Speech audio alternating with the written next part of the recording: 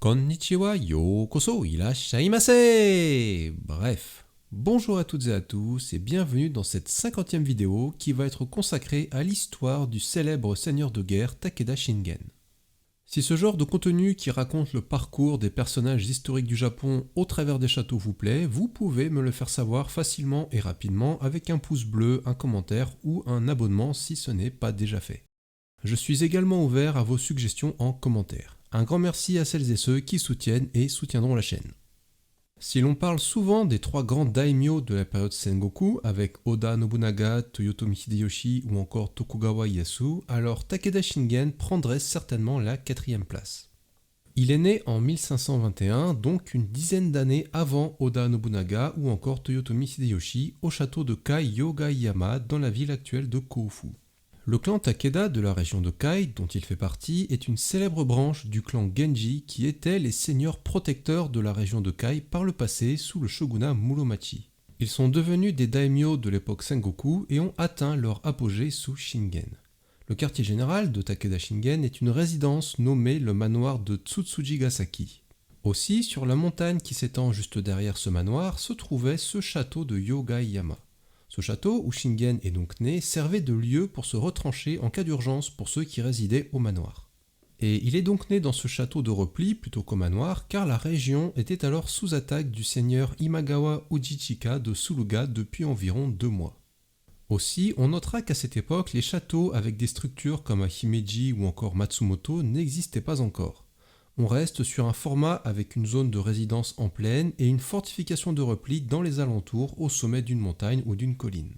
Et c'est donc cette configuration que l'on retrouve avec le manoir Tsutsujigasaki comme lieu de résidence au pied de la montagne et le château de Yogaiyama juste derrière en hauteur pour se replier.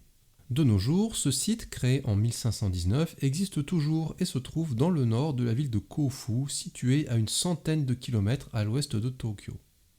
Il accueille le temple Takeda Shingen et le site fait partie des 100 châteaux fameux du Japon pour son importance historique plutôt qu'architecturale.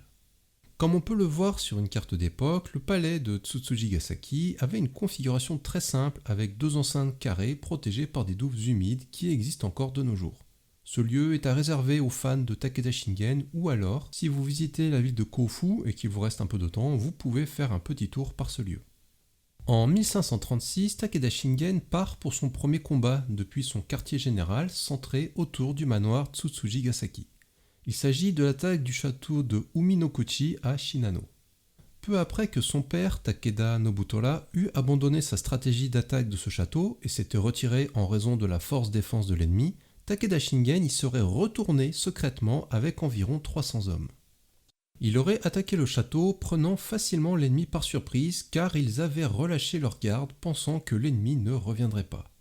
Et si vous avez bien noté les dates, Takeda Shingen n'était alors âgé que de 15 ans pour sa première prise de château. Donc un sacré bonhomme qui montrait déjà pas mal de potentiel.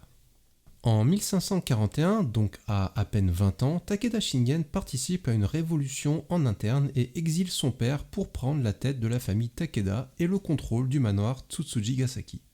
En effet, son père avait prévu de nommer son autre fils, Nobushige, comme héritier du clan alors qu'il était de 5 années le cadet de Shingen. Dans les années qui vont suivre, jusqu'en 1549, il va conquérir un grand nombre de châteaux et défaire certains daimyo de la région dite de Shinano, dont le château de Takato en 1545. Aujourd'hui, cette ruine de château est connue pour être un des meilleurs endroits pour profiter des cerisiers en fleurs du Japon. Le site est en effet magnifique pendant la bonne période, mais accessible uniquement en voiture et attention au surtourisme pendant cette période. Ça vaut quand même le coup d'y aller une fois, mais vous ne pourrez pas esquiver la foule pendant la période du Hanami. Pendant cette période, sa seule défaite sera en 1548 où il perdra la bataille de Uedahara contre le seigneur Murakami Yoshikiyo. Puis, en 1549, il ordonne aux teinturiers du quartier de Yokkaichiba, aux abords de son manoir, de ne pas déménager en échange d'une exemption fiscale. En effet, ces artisans venaient au départ de la région d'Owari, donc de Nagoya de nos jours. Cette mesure de Shingen visait à renforcer les quartiers commerciaux et artisanaux autour de son quartier général. Il fera en sorte d'appliquer des règles similaires aux autres quartiers de la ville afin qu'ils se développent, répondant ainsi aux besoins des samouraïs. Il continua ensuite sa campagne pour prendre le contrôle de la région de Shinano. Il engrangera des victoires, mais aussi une lourde défaite en 1550 lors de l'attaque du château de Shinano-Toichi, tenu par, encore une fois, Murakami Yoshikiyo. Mais un peu plus tard, en 1553, il parviendra à faire tomber le château de Shinano-Katsurao tenu par Murakami. Puis, entre 1553 et 1564, il affrontera à 5 reprises le célèbre seigneur nommé Uesugi Kenshin, un fidèle de Murakami Yoshikiyo qui surveillait la région de Echigo. Elles sont connues sous le nom des 5 batailles de Kawanakajima en 1553, 1555, 1557, 1561 et 1564.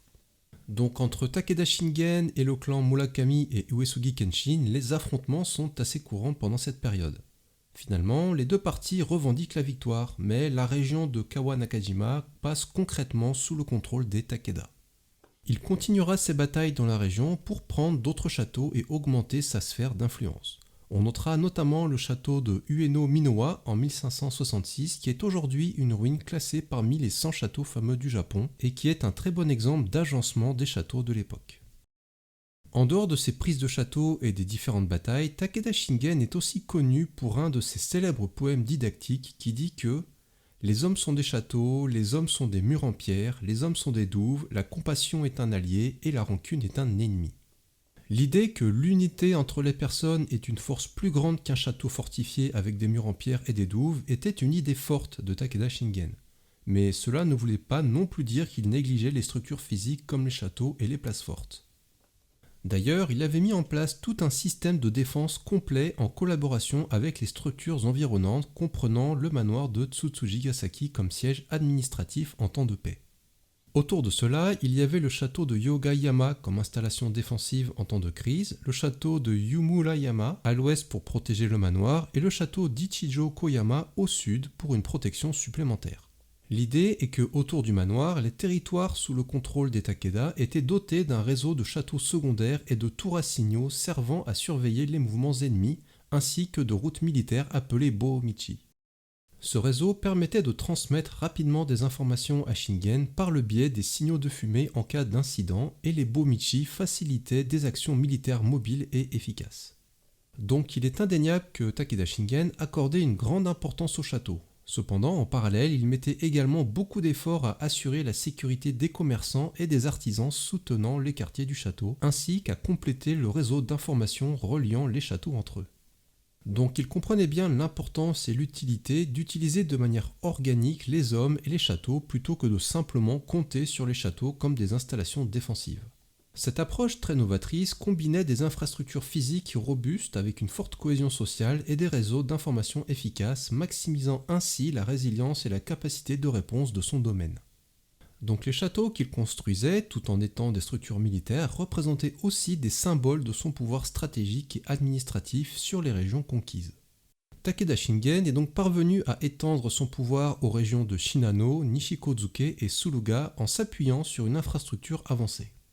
Il a établi des châteaux solides dans des positions stratégiques à travers ces régions. En 1569-70, après avoir enfin conquis la région de Suluga, Takeda Shingen fit construire le château de Ejili sur la rive nord de la rivière Tomoe à Shimizu. Il continuera à améliorer ce château pendant plusieurs années, intégrant également le Maru Umadashi, donc une enceinte dédiée à la sortie des chevaux. La fonction de ce château d'Ejili était d'avoir un point de vue stratégique pour observer et gouverner l'ensemble de la province de Suluga. Cela reflétait la volonté de Shingen d'établir son contrôle sur les territoires conquis en construisant des châteaux selon sa méthode.